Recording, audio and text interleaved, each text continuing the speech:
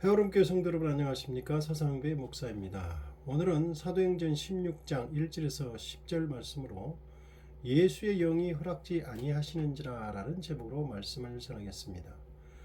창세기와 출애굽기를 보면 하나님께서는 자신이 택한 사람들을 부르고 평생 동안 그의 삶에 간섭하고 이렇게 저렇게 인도하시는 내용으로 가득 차 있습니다. 예를 들면 아브라함의 인생이 그렇고 야곱의 인생은 야곱 자신이 그렇게 고백을 하기도 합니다. 창세기 47장 9절 야곱이 바로에게 아뢰되 내 나그네 길이 세월이 130년이니이다. 내 나이가 얼마 못되니 우리 조상의 나그네 길에 연조에 미치지 못하나 험악한 세월을 보내었나이다 라고 고백하고 있는데, 여기서 야곱이 자신의 130년의 인생살이를 애굽왕 바로 앞에서 험악한 세월을 보내었다고 고백하는 것은 단지 그의 인생이 험난하고 고생스러운 삶을 살았다는 것이 아니라 하나님의 연단의 기간이었고 인도하심이었다는 의미입니다. 야곱은 창세기 48장에서 요셉의 두 아들에게 축복하며 나의 출생으로부터 지금까지 나를 기르신 하나님, 나를 모든 환난에서 건지신 하나님의 이름으로 축복하며 기도합니다. 하나님을 믿는 사람이나 믿지 않는 사람이나 인생길은 대부분 험악합니다. 고생스럽고 우여곡절이 많게 마련입니다. 예수 믿는다고 평탄하고 순조롭게만 사는 것은 아닙니다. 남들처럼 슬픈 일, 곤란한 일, 괴로운 일, 억울한 일, 불편한 일, 일이 꼬이거나 막히는 경우 등 다 겪고 살아갑니다. 물론 좋은 일, 행복한 일, 기쁜 일도 있습니다. 그런데 예수 믿는 우리가 세상 사람과 다른 것은 하나님께서 나를 연단하고 기르고 인도하신다고 믿고 고백하는 것입니다. 하나님을 믿지 않는 사람들은 상황이 좋지 못했다, 운이 나빴다, 못된 인간을 만나서 그랬다, 선택을 잘못했다 등으로 여기지만 우리는 우리 인생길 시작인 출생으로부터 지금까지 모두가 전부가 하나님의 인도하심을 믿는다는 것이 다른 것입니다.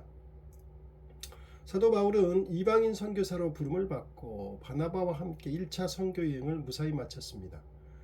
1차 선교 여행 중에 성령의 역사로 구브로, 버가, 비시디아 안디옥, 루스드라, 더베 등 여러 도시에서 예수 복음을 전해 이방인 중심의 교회들을 설립하였습니다. 두 사람은 1차 선교 여행을 마치고 안디옥 교회로 돌아와 성도들을 가르치고 있었습니다. 그런데 예루살렘에서 이방인 성도들도 유대인들처럼 할례를 받아야만 구원을 받을 수 있다고 주장하는 자들이 안디옥 교회까지 와서 자기들 마음대로 가르쳤습니다. 이에 바울과 그들은 부딪힐 수밖에 없었고 이 문제로 인해 예루살렘 교회에서 처음으로 총회가 열렸습니다. 베드로 사도와 야고보 사도가 총회를 잘 정리하여 이방인들에게 할례와 율법을 강요해서는 안 되고 이것은 구원 문제와 상관이 없다는 결론을 내렸습니다. 이에 바울은 예루살렘 총회의 결론을 1차 선교 여행 때 설립한 교회들에게 전달하며 성도들을 돌아보며 격려하려고 2차 선교 여행을 가자고 바나바에게 제안했습니다. 그런데 1차 때 중도에 포기했던 마가를 데려가는 문제로 두 사람은 심히 다투어 갈라서고 말았습니다. 결국 바나바는 마가를 데리고 구브로 섬으로 선교 여행을 떠났고 바울은 신라와 함께 육로를 통해 수리아와 바울의 고향인 다소가 있는 길리기아로 2차 선교 여행을 떠났습니다. 2차 선교 여행은 시작부터 이렇게 갈등과 갈라섬이 있었습니다. 시작부터 문제가 있는 것 같지만 오히려 두 개 팀이 선교지로 떠나므로 사역은 2배로 할 수 있었습니다. 그리고 마가는 다시 충성된 일꾼으로 훈련받을 기회가 제공되었고 신라라는 새로운 선교사가 부름을 받아 사역을 하게 되기도 했습니다.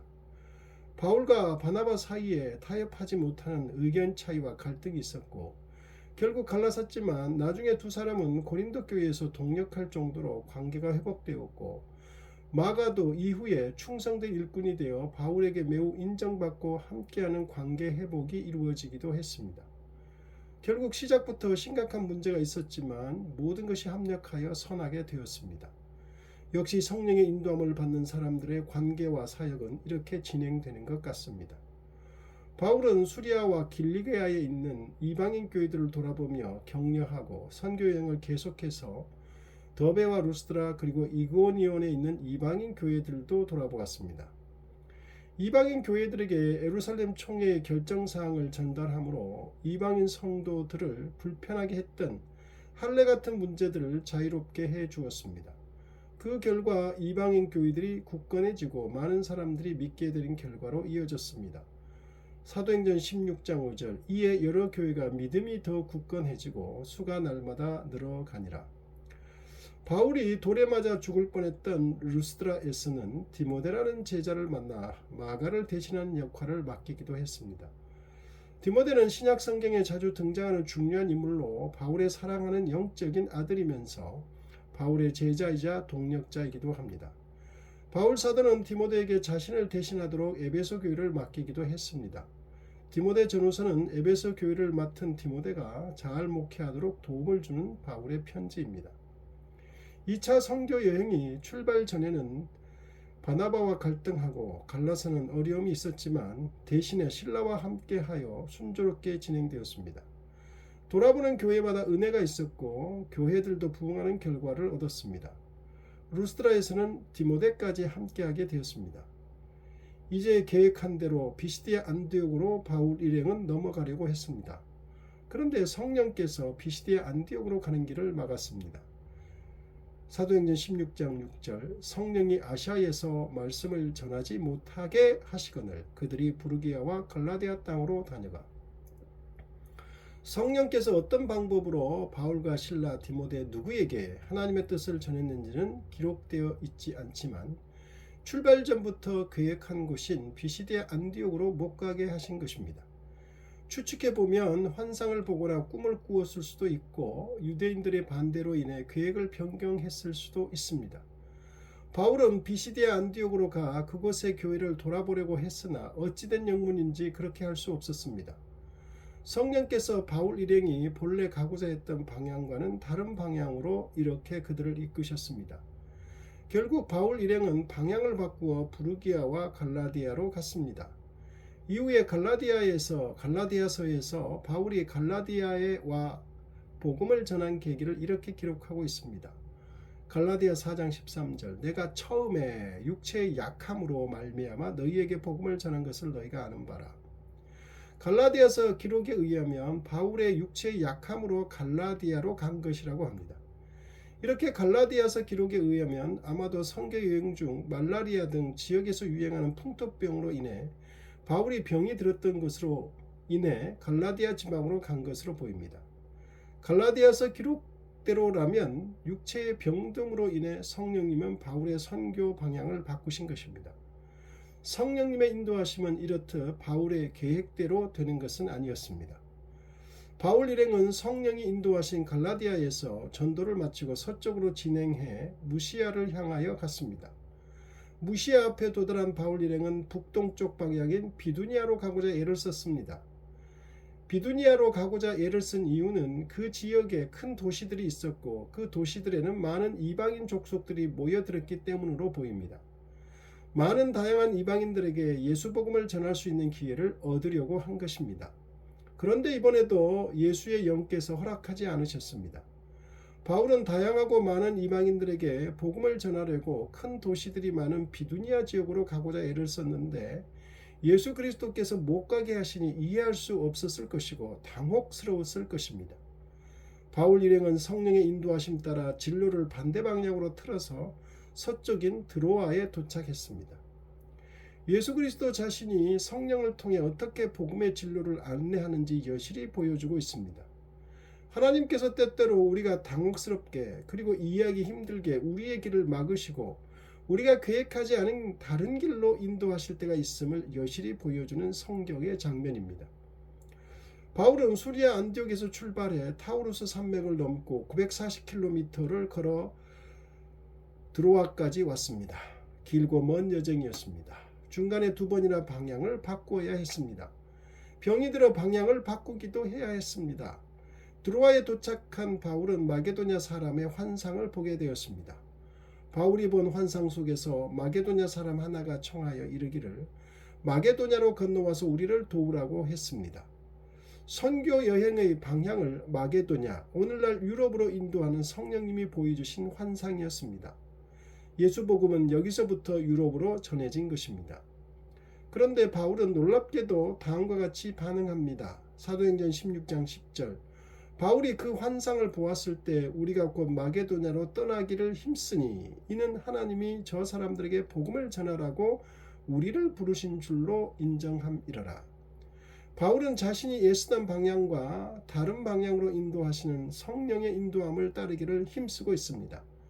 하나님의 뜻을 인정하고 적극적으로 순종하는 모습을 보여주고 있습니다. 자신의 계획과 의지가 꺾이고 허락되지 않아서 당혹스럽고 이해할 수 없었지만 좌절하거나 포기하거나 거역하지 않고 성령께서 인도하시는 대로 적극적으로 힘쓰고 순종하는 바울의 태도가 우리에게 본이 되고 있습니다. 바울이 성령께서 보여주신 환상을 따라 마게도냐로 갔기에 빌립보, 데살로니가, 베레아, 아덴, 고린도의 복음이 전해져서 오늘날 우리에게도 이 지명이 익숙한 것입니다. 하나님은 창세기에서부터 사람을 택하여 부르고 그들의 인생 내내 인도하심을 보여주셨습니다. 심지어 불순종하는 이스라엘 민족을 40년간이나 광야에서 인도하여 가나안 땅까지 인도했습니다. 우리는 아브라함의 생을 보면서 하나님의 역사와 인도하심을 잘 알 수 있습니다. 그리고 서두에서 언급한 야곱의 고백을 통해 명확하게 확인하기도 했습니다. 야곱은 태어날 때부터 누구보다도 험악한 세월을 산 사람입니다. 스스로 그렇게 고백했습니다. 그가 자신의 인생을 이렇게 표현한 의미는 단지 힘들고 험난했다는 것이 아니라 이 모든 날들은 하나님의 섭리하에서 사랑하는 자식을 양육시키기 위한 연단의 기간이요 오직 하나님만을 의뢰하기 위한 성화의 기간이었다는 것입니다. 바울의 인생 여정, 선교 여정과 야곱의 인생 여정이 이런 이유와 목적에서 보면 동일하다고 보여집니다. 그리고 우리의 인생도 믿음의 시각으로 보면 같을 것 같습니다. 우리는 지금쯤 어느 정도 연단되었고 어느 정도 하나님을 의뢰하며 성화되었는가요? 야곱은 인생을 마감하는 시점이 다가오자 인생을 되돌아보면서 하나님께서 자신의 출생으로부터 자신을 기르고 모든 환난에서 자신을 건지셨다고 후손들에게 전하고 있습니다. 우리도 야곱과 같은 경험을 하였을 것입니다. 하나님이 우리를 태어나게 하셨고 기르셨고 모든 환난에서 건지셨기에 이 자리까지 온 것이 아니겠습니까? 기도하겠습니다. 하나님 아버지, 우리를 택하여 부르시고 태어나게 하시고 하나님의 백성으로 삼아주시고 우리의 인생 내내 간섭하시고 도와주시고 모든 환난에서 건져주셨기에 우리가 여기까지 왔습니다. 주의 성령의 인도하심을 말씀 따라 받게 하옵소서. 예수님 이름으로 기도드립니다. 아멘.